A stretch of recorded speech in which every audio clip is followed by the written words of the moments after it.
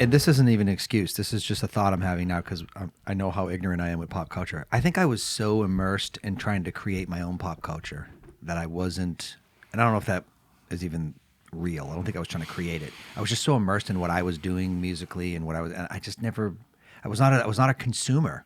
I didn't consume hard. I feel like that's where I'm at. No, that's not true. That's not even to say that you guys are more astute with pop culture or references because you were leaning into that hardcore. Maybe you just absorbed it in a different way.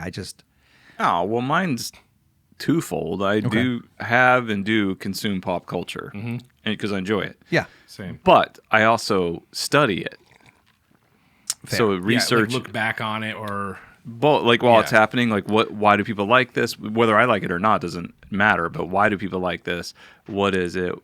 Why is this gaining traction? Yeah, well, it's just research for like communication. Like, so I'm a communicator. I want to communicate. So how do you get a bigger toolbox?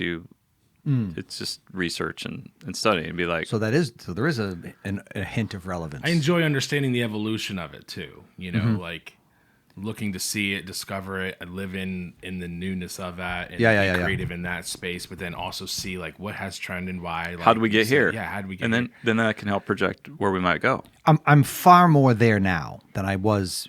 So when we're referencing, you have the two of us, possibly. No. But when I'm study us. Yeah, when we're referencing, I learn a lot. I try to absorb. You know, I'll study you. You know. Anyways, so I think and then I think with the. Real quick, I think the coolest award in music. Yeah. And I think the first time I heard it referenced from the award stage was with will.i.am. But it was like this generation's music innovator. It was like will.i.am. And whatever his title was like, that is so rad. Was it like Music Choice, Kids Choice Awards, or was it? No, it was a popular award. I don't know that it was. I don't remember which one it is. Maybe I don't know if Zach wants to bring it up. It may be a title that's in every year's awards, and I just missed it because I don't watch them all the time. Yeah, was it an Icon Award? But I like will.i.am as a producer, as an artist, as a musician. You know what I mean? Little Black Eyed Pea. Yeah, he was I like them big. Yeah. Huh? I like them chunky. Yeah. But I just thought that was the Moto. You remember Moto from Madagascar? Yeah, he's Moto. That's will.i.am, right? Yeah. You're right. I was getting a deeper pull there. We need a song on a soundtrack. That's where it. Yeah. Anyways, I love soundtracks. Oh yeah. Oh, me too. I do like a good soundtrack. A good soundtrack. A good soundtrack will make a bad movie better, palatable. It'll be palatable. Yeah. Or even interesting. Yeah, what are we doing here with the music? I don't know if we've mentioned it on this podcast before, but I feel that way about Twilight. It was good. We talked about it. I think we mentioned it. Yeah, because I jumped all over that. It's like, it was a great soundtrack. Yeah, great soundtrack. Don't even really remember the story. Yeah. Well, even just a great theme song too, like a movie that has a great theme song.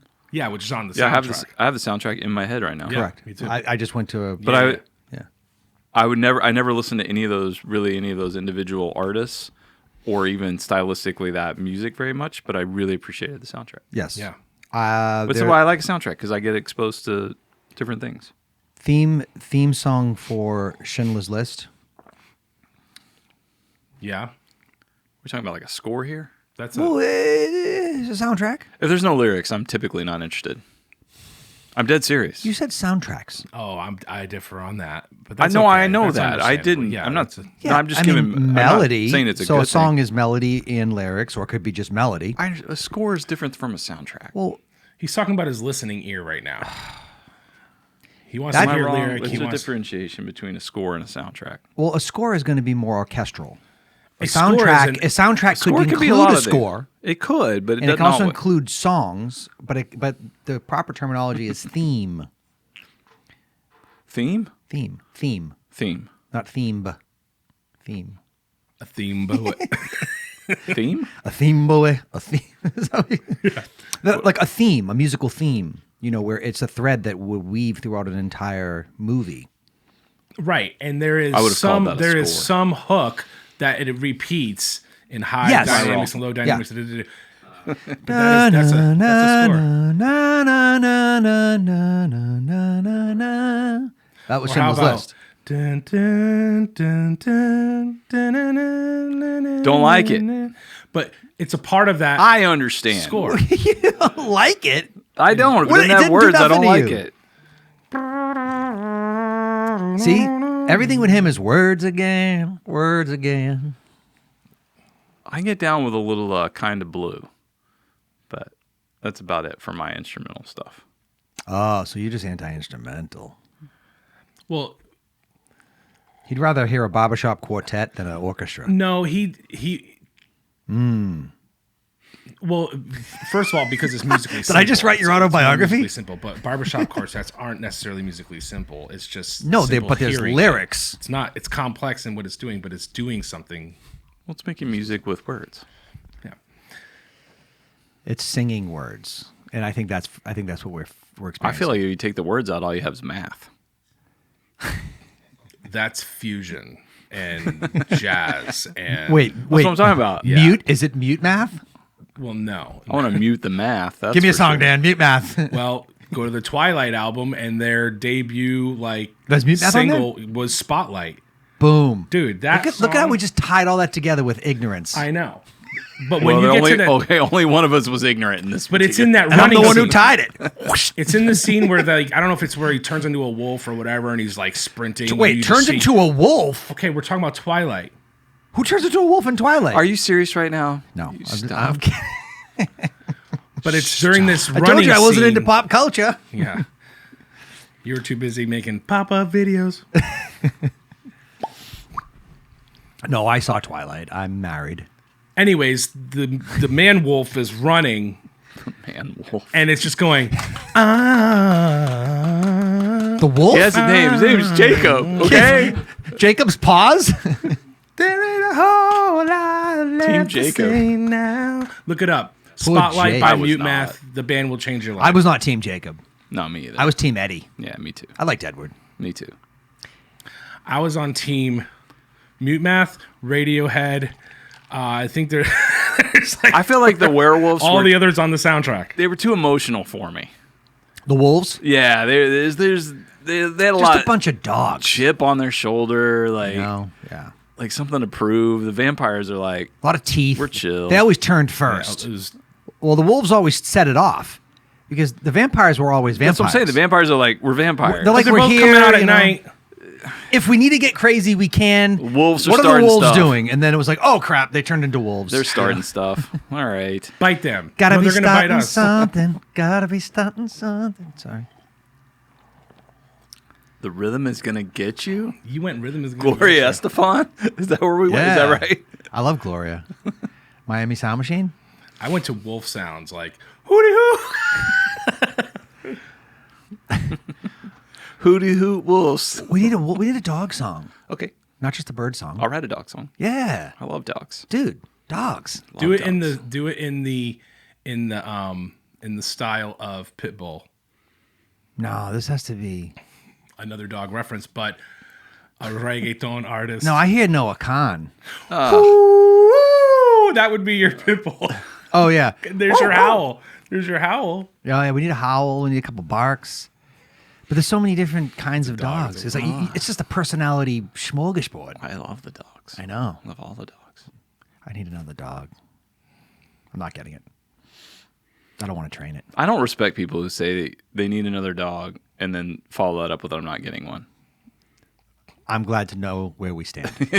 Just so you know, that's what did it for me. Out of everything, it's that. I'm like, look, if you know you need a dog, get a dog. Like, not you. I don't. No, it's I don't- you're not wrong. I do need a dog. I want a dog. And it's when you're watching a show or a movie, I want something sitting on my lap. I know people are like lamenting not having a dog, but they don't get a dog. I can love dogs and not want them anymore. That's so fine. Dan and I are in That's the the same thing. boat. No, you're You not. didn't- no, He no, no. never once has said, I need a want. dog. I just said No, I love I'm saying dogs. we've both loved and lost. We've loved and lost. Yeah, and now I could love again. So could I? What song is that? I do love again, but that doesn't mean that I have to want it. And How are you going to love again if you don't get it? You know what you could do on the way home, because you live 45 minutes away? Yeah. Call a buddy, a parent, a brother, whatever, who has a dog, and just stop by, visit them, pet their dog, and go home. We dog sat for about 3 or 4 days a little cavapoo. What's a cavapoo? You never cavapooed? Uh-uh. Okay. It's a... there was one in Twilight. It's a King Cavalier. What's a King Cavalier? I don't know. It's like a dog. It's a Cavalier and a poodle. Yeah, everything's a poo. I know, but the poos are where it's at. I don't know. They've got good temperaments. They're smart. They're intelligent. And then you mix that. Does it have long wavy hair or tight curly hair? Tight curls like me. Gotcha. I'm a Cavapoo. Yeah, that's what I was going to say. You don't know what a Cavapoo is? Let me see it. No. Oh yeah, do Cavapoo. It's like me. It's got tight little brown curly hair, and it's running around. We dog sat for about 3 or 4 days, and I was like, oh man, you should. I was like, can you just ask your aunt if she wants her dog back? We'll just take it, because it was already like a year old. It's trained. It goes to the door. It's like out of the infantile stage and ready to just have fun. Yes. No, Cavapoo mini. Because they do minis, mediums, and larges now. It's like literally going to McDonald's drive-thru. It's like Can I get a mini Cavapoo, please? It's like buying a shirt. It is. Small, medium, there's 3 sizes: mini, medium, and large. It's like a dog vending machine. Yeah, I mean the simulation has gotten better. It's customizable now. Yeah, you can choose your character. Yeah.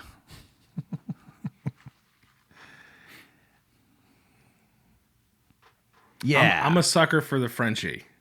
A French bulldog? Yeah, and we saw one in the airport. Didn't you have a Frenchie? Michelle, I don't want one. I just Michelle want to borrow theirs and play with them Michelle, while we're waiting for the plane. Stuff. If you had a French bulldog, what would you name it? Poncho. That's not French. That doesn't matter. I love that he had an answer. It's a great name. It's a great name. Dude, I've been saving that and been waiting for someone to ask me. Poncho what? Dude, Poncho Libre. No, it doesn't Nacho. Need to be. I know, but it's a play on words. Again, pop culture adjacent. Dude, don't say nachos. It's too close to lunch. It would just be Poncho. But but he does need a last name, because you're going to call him. Is it like Poncho Villa? It would need to. I would want it to be simple, like a single syllable. Would you say Villa? Yeah. Poncho Villa? Poncho Vita? Villa. I like Poncho Libre. How about Rain Poncho? Well, I guess, or you could be like, he could have like, it's like 4 names, but he's just Poncho. For sure. I get excited about that. Like, it's full, like, what's your dog's name? Poncho. My dog's got full name. His full name is Ponchosaurus Maximus.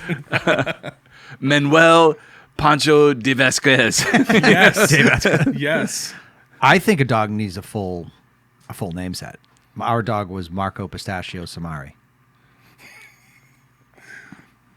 That was his name. I don't know. I went with the French last name. I went Martel. Poncho Martel. Poncho Marcone.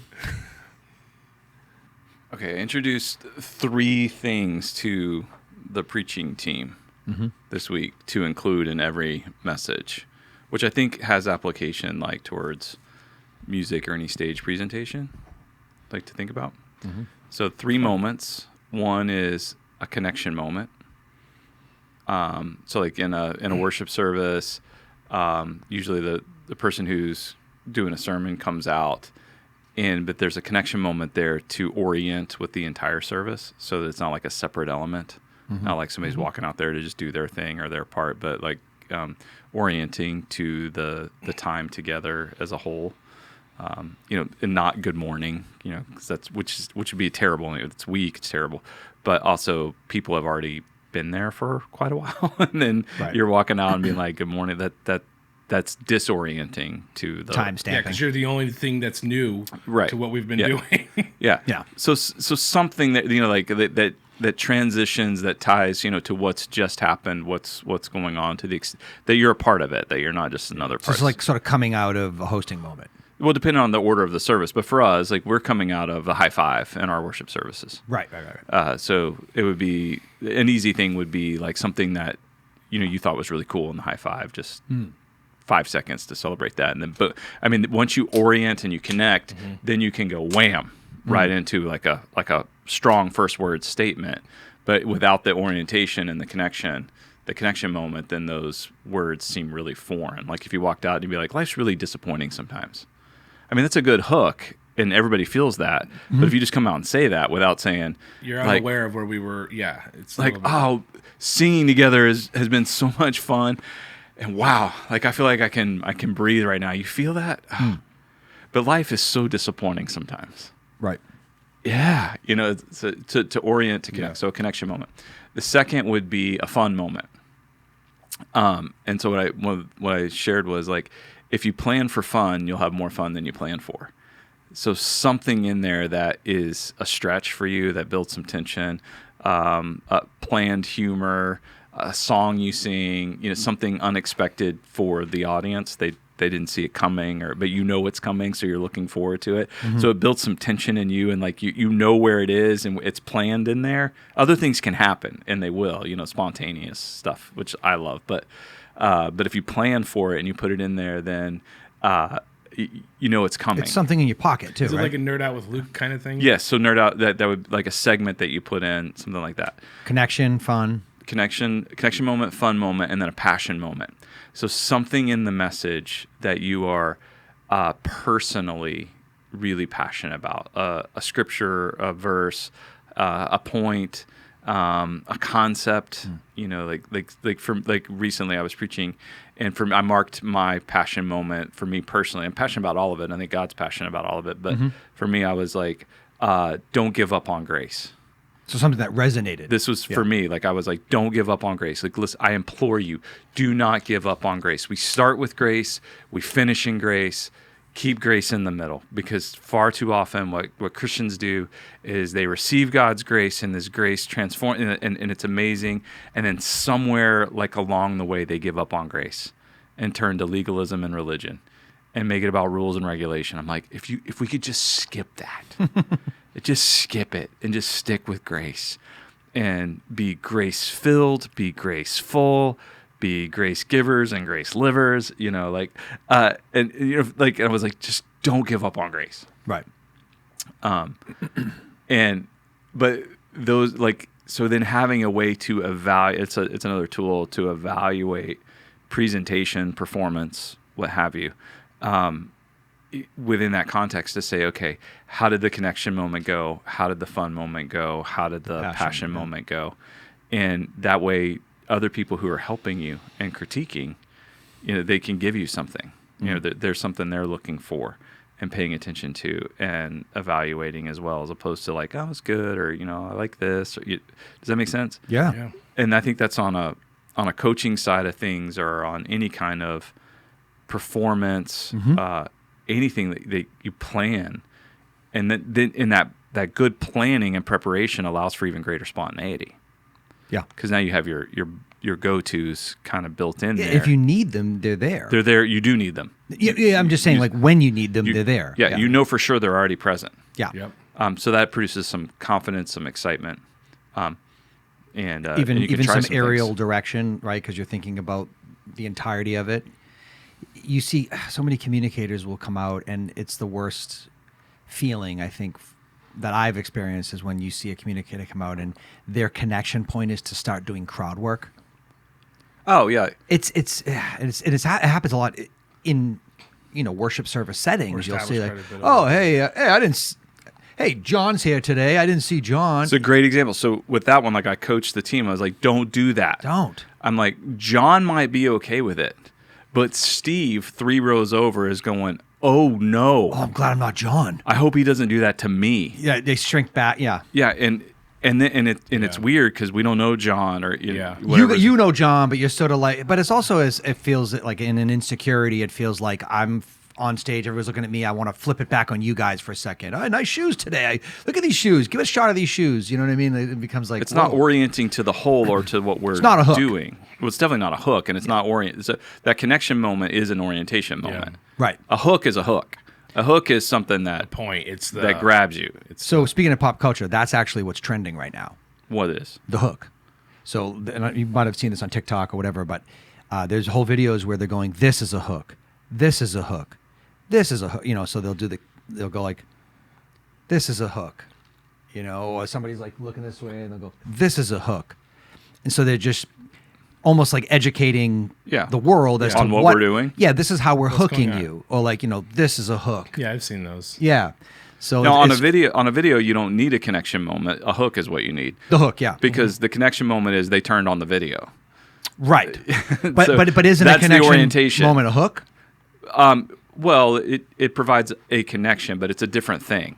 So in a connection is what you're experiencing, but a hook is more related to the content that you're sharing, right? The hook, is the content to get you to watch in that exact moment. Yeah. But a video is a moment already. Right. But a stage presentation is a part of a larger thing. Like if you're a band performing at a festival and you just come out and do your shtick and do your thing, you might, if you're really good, you might get away with it. But you'll be more endearing to the festival and to the audience and the experience of it if you contextualize your performance to the whole.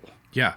So this is something that I've done with some of our Shiloh battle songs too. If I go around town or I play a gig, I know that when I go into this setting, I'm going to play cover songs that people know, but I'll play a couple of cover songs that they know well that are kind of adjacent to something that is in the. So it's not a huge stretch to get there. It's not a stretch, but it was, kind of like wipe your feet off at the door, give them something. You're establishing credibility. You're orienting to the room and what their, what music palette, is there, and I think that's fun and also know your audience, right? Engage with them in some way, and then share the point that you have or bring the other tune that you have. But what you're saying is like from any role of communicating, and we're talking about on stage, communicating, preaching, leading worship, like worship leading. When you mentioned those 3 points, connection. I know passion was the last one. Fun. Yes. So that all exists in leading a worship experience, right? First of all, it's intentional. You know what I mean? It's not void of how the Spirit may move in a moment, but at least you came with the plan, right? You came with the offering, and you could discern from there. But being aware and making the best intentional use of your words from the start, our services incorporate all 3 of those things from start to finish. And so when you were sharing that, I was like, with an intentionality, like let's not just hope they happen. Let's be intentional about them happening. What comes to mind is, especially when you're going, like, so for instance, Shiloh Battle, showing up somewhere for the first time. Nobody knows really who you are. My take on performance, having done it over the years, was always sort of approaching confidently and competently. So, which is, it's just kind of an old adage, confidence, competence. I don't like to go out and explain who I am and what I'm doing.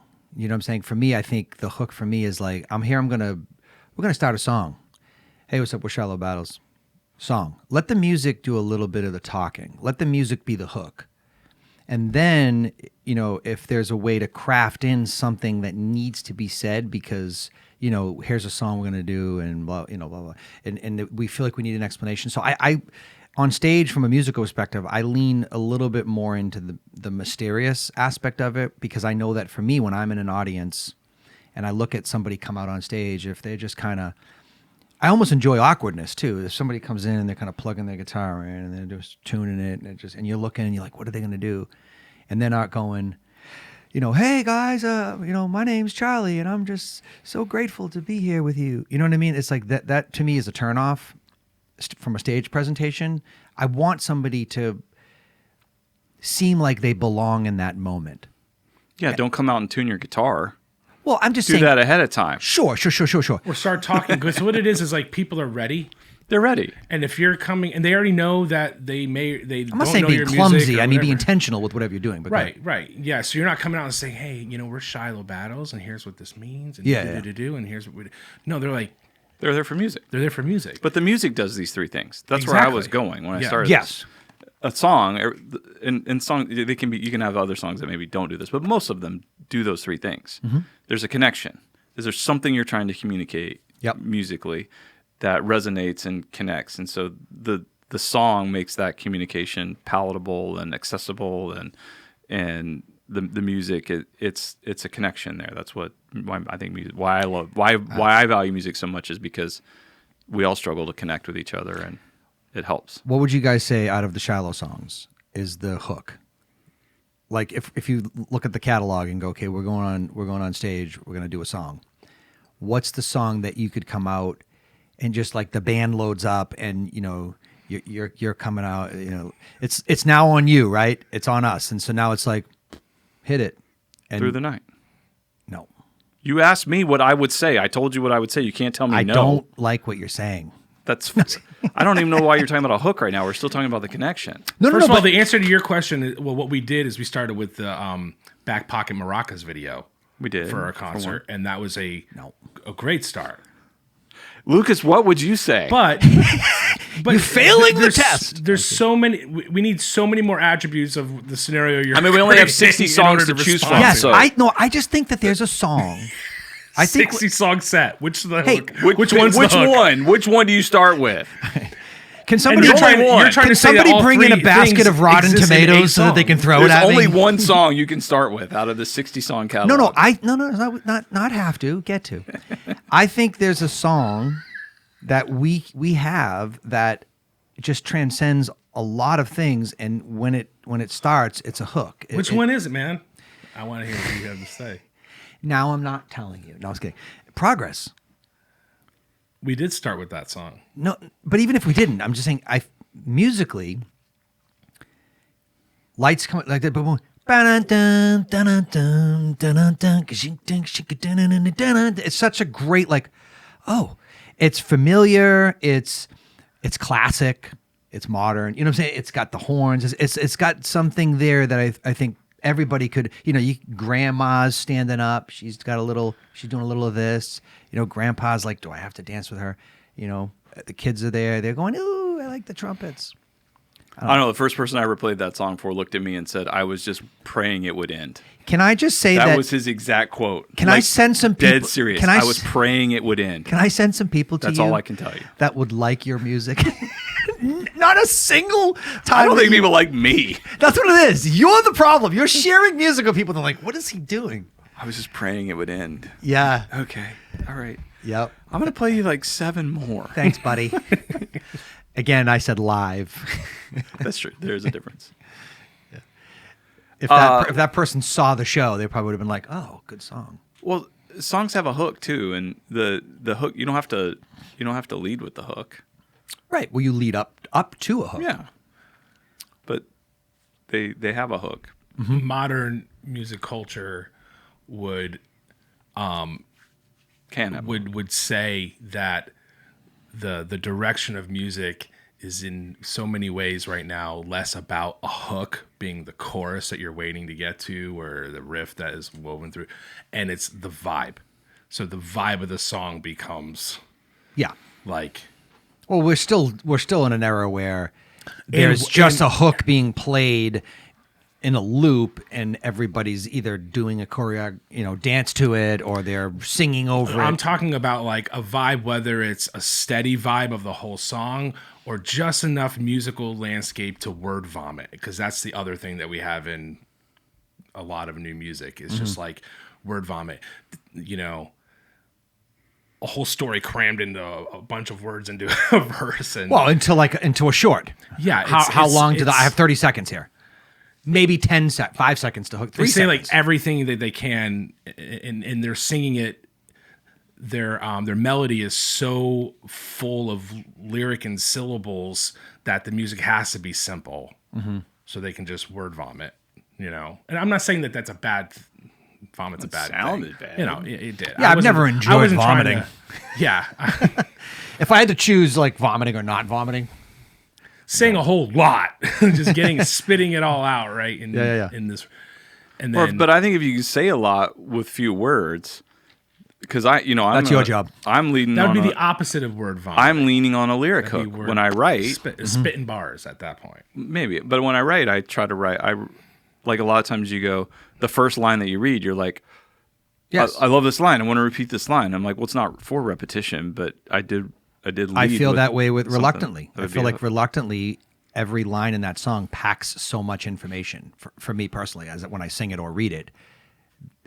There's so many layers to each phrase that translates into like lived experience or life or something, and so I think, being able to pack as much as you can into a tiny, that's right. That's writing. No, it's just Well, it's a way of it's writing. Good writing. It's a way.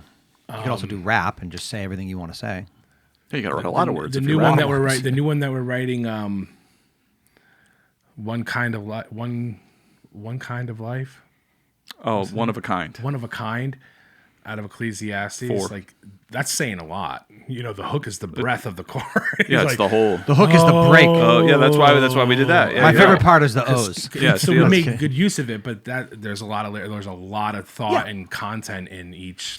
Well, it's a little modern hymnal, I guess. It was hymn style because hymns usually packed a lot of. Well, an entire chapter of the Bible too, but which is also a challenge because how do you sing a lot of words but also make it palatable? And I think what you do there is what we did, and I think what many have done is not overdo the music side of it. Keep the music sort of simple and chucking along, sort of folky in a way. Not that song is folky, but folk music sort of circles around a couple progressions, or blues. Blues is wordy, but it's the same 12 bars, So a lot of words, simple music, a lot of words. I don't know.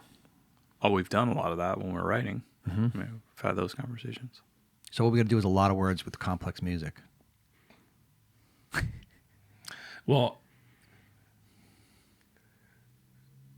Rich Mullins is a good example of, I think, a lot of that too. Like a lot of the musically busy, but then also really a lot of lyric, a lot of like our God is an awesome God. A lot of rich biblical content in there. Well, he wrote that, which was I'd say Keith Green, which was a praise chorus. Yeah. Well, Keith and Rich were pretty similar in a lot of their writing, but Keith Green was a real musician.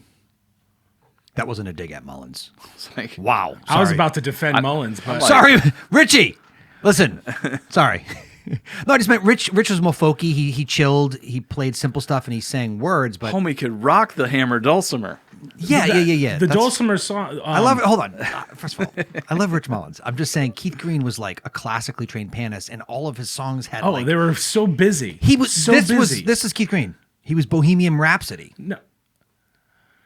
Keith Green played a lot of piano while he sang a lot of words. You're absolutely right. He was Bohemian Rhapsody of the Christian music world. But to our favorite, I had to.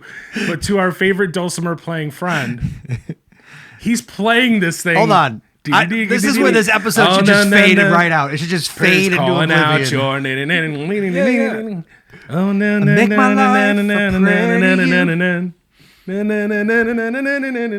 it's such a great tune. Oh. But if you haven't seen him play and sing that, like that's ridiculous. Yeah, I saw him in Highland Park at SMU, Southern Methodist University. Yeah, just like couldn't take my eyes off that. Like just we're talking about stage performance and complex music with a lot of words. You know what I mean? Mm-hmm. At the same time. Doing both of those things like that at the same time. Let's do more of that. Complex words and complex music. It's all on the table. Is it a coffee table?